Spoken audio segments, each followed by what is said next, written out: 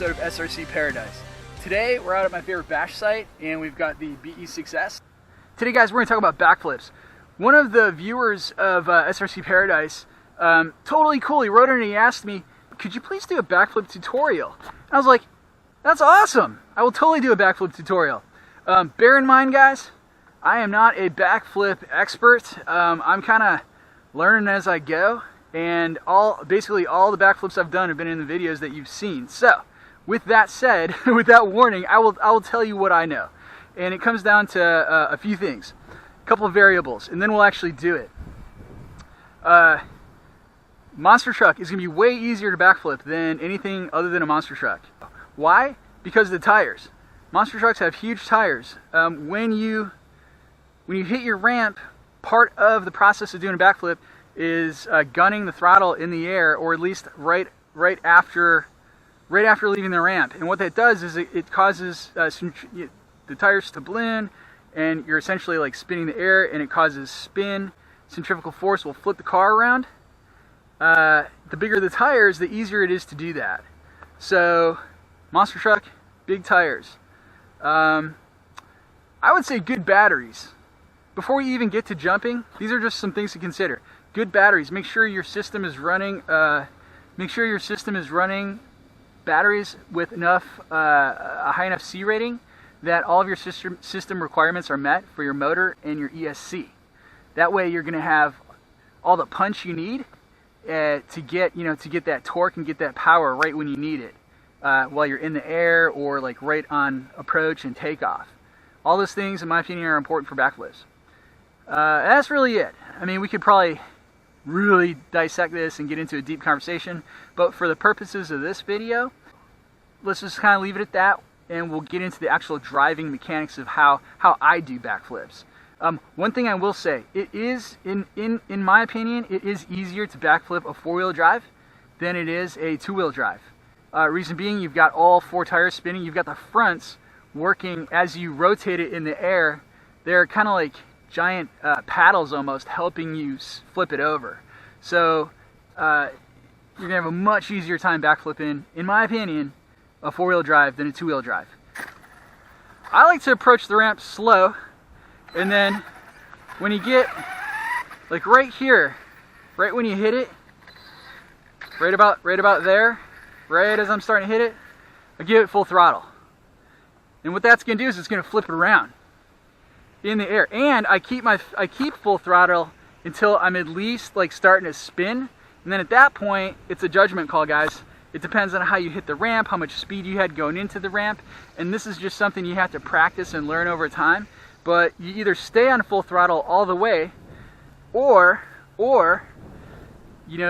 depending on how quickly you're rotating, you might, once you start seeing that you're going to complete that flip in the air, then you either let off the throttle and you can just land it, coasting basically, or you flip it, you see that you're not going to need to go any further, and you hit the brake in midair. Just a little bit, just bam, just hit it real quick, stop the wheels from spinning, and boom, land it. This is something that, you just got to do it. You just got to do it and practice it. And you will crash. So let's take a little practice run.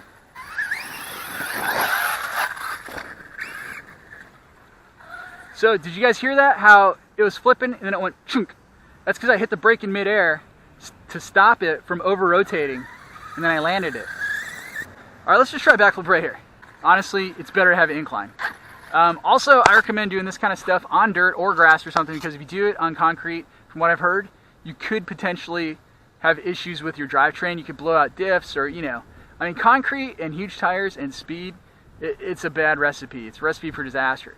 So I do all my stuff on dirt if I can. I'm gonna get right here. Once I hit about there, I'm gonna floor it, and I'm gonna keep it pegged till it flips around. Let's see if it works. Here goes. I'll try it on camera. I don't know how well this is gonna work. Oh, all right. So it worked. I did hit the brake real quick, because I felt like it was going to over-rotate. So let's try that again. Get yourself a little incline like this. I would prefer this to be more like the shape of a quarter pipe. I wish it had more vert right here before you leave it. This is almost more like a ramp, which is fun, but it's not really ideal necessarily for backflips. It'll still work, but let's try it again. So I'm gonna get right about here, and I'm just gonna floor it. If it starts to over rotate, I'm gonna hit the brake. Ready, guys?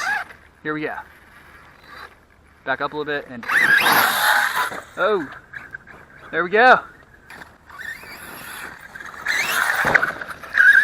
So I'm literally just getting right up to it, and then boom, I'm gonna floor it. There we go. Now that's basically a standing still backflip, right? From a dead stop. Those are a little bit different than when you're launching in the air, but it's a similar concept.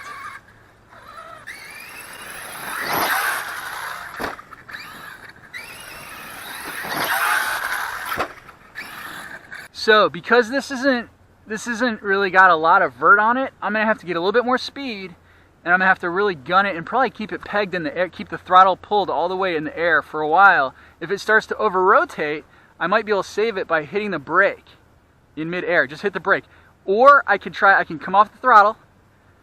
If it's over rotating, I can come off the throttle and see how good I am, see where the car is in the rotation, and I might be able to land it that way.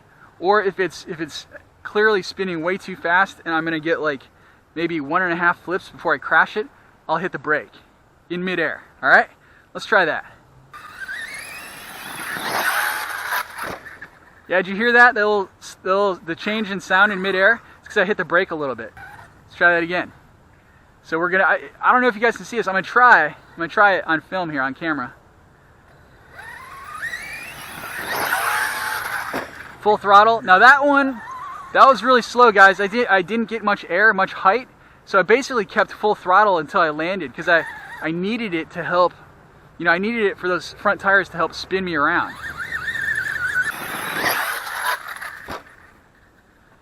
So that was perfect, guys. I had good height and I had good rotation in the air. I had good distance, and when you have good height and good distance, then it gives you a lot more time to make adjustments in the air. If you're over rotating, you can adjust. If you're under rotating, you can adjust by flooring it. Over rotating, adjust by hitting the brake, or just ride it out. Just take your finger off and coast. Sometimes that works. My favorite place to do flips was over there, guys, and it would have been perfect for the purposes of a backflip training video, but they put a huge freaking earth mover, or whatever that is, bulldozer slash crane. I don't know what that is. What is that? Crane. What is that? Land mover? They put a huge bulldozer right in my way, so can't do it there. That gravel pile looks promising until you realize right on the other side of it there's all this crap, and I could potentially, if I hit that at speed, I would launch right into that bulldozer thing. So don't want to do that. Let's try this again. Okay, I need a little bit more speed when I hit this guy to do it right, so we're gonna go from there. Full throttle. Now see, I landed it, but it wasn't that great because I was flooring it all the way in the air, and it wasn't until like 3/4 of the way through the jump that I really started to get the full rotation on it, and I basically had to keep it accelerating at full speed to land it. That's okay, but it wasn't ideal.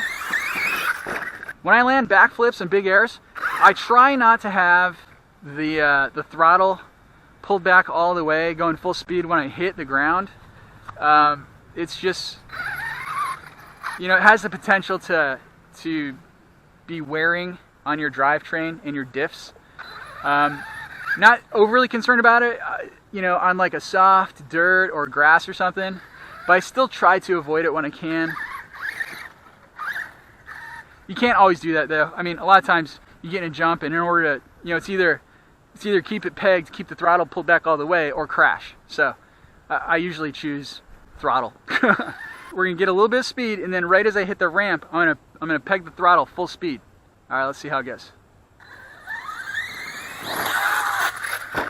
That was awesome. That was good. I had a lot of torque, a lot of speed, and as you saw, I was able to stop it I hit the brake. Once I knew I was about, I don't know, 75% of my distance. I had already completed the rotation of the backflip, and I was good. I just tapped the brake, it leveled me out, and then boom, I just coasted the landing. Hey guys, so that'll do it. Unfortunately, I broke that freaking shock rod end again. Same one too. Weird, funky terrain, and I was going fast, and then I caught like a weird edge, and it kind of flipped it, and I landed weird. Still, I didn't think I should have broke it. You know, I don't know. This thing's taking a lot of abuse, so I can't be too upset with the truck. And fortunately, I do have, as you know, I ordered several. I have extra on hand, so it's just kind of a bummer. I hate it when my runs get cut short. But on a positive note, I do love these Proline Trencher X tires and wheels.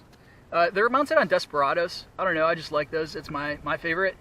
The white lettering has held up, so that's cool. Thumbs up if you found this informative. Hopefully it was entertaining for you. Stick around. We're gonna get this thing fixed up. And I know I keep saying it, but I am working on the Landslide XTE, and I am working on the MT10E. Like and subscribe, and also make sure you put your comments down below. I love growing this community, and I love talking to you guys. So thanks for watching. Cheers.